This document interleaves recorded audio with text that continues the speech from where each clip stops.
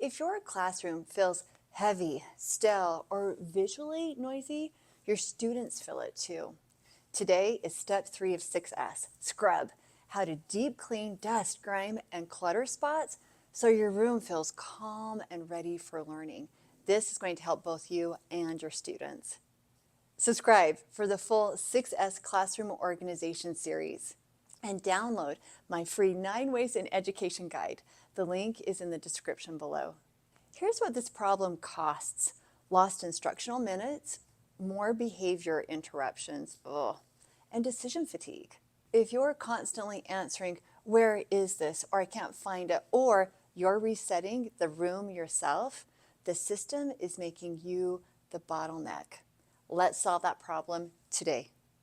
By the end of this video, you'll have 2 simple ways to scrub and get your classroom reset so that it feels clean and calm, ready for everyone to learn with joy and enthusiasm. No rushing and no turning this into an all-day project. I always feel a deep breath of relief after a good scrub when shelves are wiped, drawers are cleared, and the room is finally light. Here's why it matters. People work better in a clean space. Students learn better in a clean space. And people tend to feel better about themselves in a clean space. Some of our students really need that. All students need those 2 things, and some need it even more than others. A clean classroom doesn't just look better, it lowers friction and raises respect for learning. Scrub is the initial deep clean. It's not the daily routine yet, but we'll build that system in Systemize next week's video. Today's about getting the room clean so your systems can actually work. I have 2 options. Option 1, clean as you go. This is my favorite. So scrub while you straighten and sort. Here's why it works. You already have items pulled out. You're thinking about it. There's space. You can see the dust. You can see the crumbs.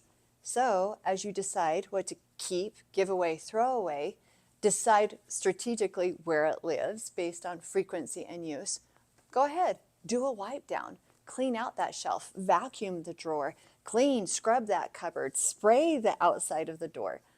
And then you can put items back onto a clean surface. When you straighten, here's the strategic comb. That surface has already been wiped and cleaned.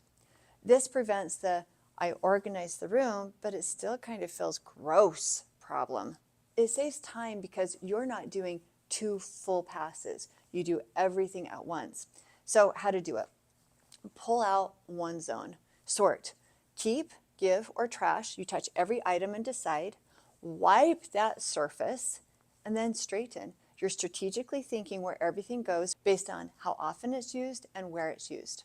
Then put items back on that clean shelf, and if you need to, label it, make it visual, put the tape around it, color code it. Then move to the next zone. Option 2, deep scrub after the sort and straighten. So you go through, you decide what to keep, give, or throw away. You've assigned the strategic home based on how often you use that item and where it's used, you and your students. Then you go back and scrub. Now, option 2 is also great, especially if you prefer to do one thing at a time or you're crunched for time. So first you sort, then you straighten. Once everything is in its strategic home, you go back through and do that final scrub. That's when you wipe out the shelves, you vacuum the cabinets, you polish the drawers, wipe down the boards. Those little clutter corners, when you get the dust bunnies, you're going to take care of those at that time. This is the touch everything surface approach. It's satisfying and it leaves the room sparkling in one great big go. A clean room reduces the visual noise, and that matters for attention. It also changes behavior. When space is cared for, students tend to treat themselves with respect, you with respect, and learning with respect. It creates this subtle message to students: you matter, this space matters, learning matters. Ultimately, scrub removes friction. It's not only the dirt and the clutter, but it's the micro delays that clutter creates. The sticky scissors, the dusty shelves, the junk piles, the random stacks, and it makes everyone feel yucky. When you remove grime and clutter spots, you create flow. And you also remove that mental load, so there's fewer distractions, fewer decisions, less of the exhales. So here's your scrub plan. Pick one approach. Approach A, clean as you go. Number one, choose one zone, so it's one cabinet, one drawer, one shelf. 2, sort it. What are you going to keep, give, or throw away? 3, wipe, vacuum the surface. 4, put items back in their strategic home based on frequency of use and where they're used. Then number 5, move to the next zone. Now here's our second approach, approach B. Deep scrub after. So number 1, you're going to do your sort and straighten. And then 2, set aside the 20 to 30 minutes to scrub. Set that timer and scrub. Touch every surface. Shelves, cupboards, drawers, doors, counters. Hit those clutter spots that collected grime. Download my free 9 Waste in Education guide. The link is in the description below. And comment scrub if you're getting everything shiny and perfect in your classroom.